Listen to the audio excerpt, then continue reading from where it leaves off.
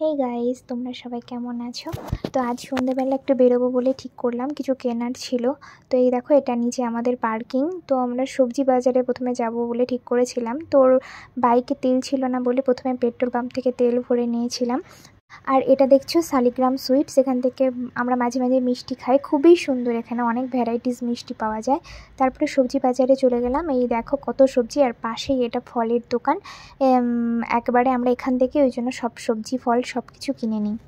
তারপরে আরও কিছু কেনাকাটার ছিল জন্য ফ্ল্যাটের নিচেই আমাদের একটা মল আছে, এখানে অনেক কিছু পাওয়া যায়। তো এখান থেকে সোয়াবিনের প্যাকেট ট্যাকেট এগুলো কিনে নিয়েছিলাম। তারপরে ভাবলাম একটু হেঁটে আসি। তো আগের দিন যে মন্দিরটাতে প্রণাম করতে পুজো দিতে গিয়েছিলাম, তো ওখানে একটু প্রণাম করতে গেলাম। তারপরে প্রণাম করে বাড়ি এসে এই সবজিগুলো গুছিয়ে রেখে ফ্রিজে তুলে দিলাম।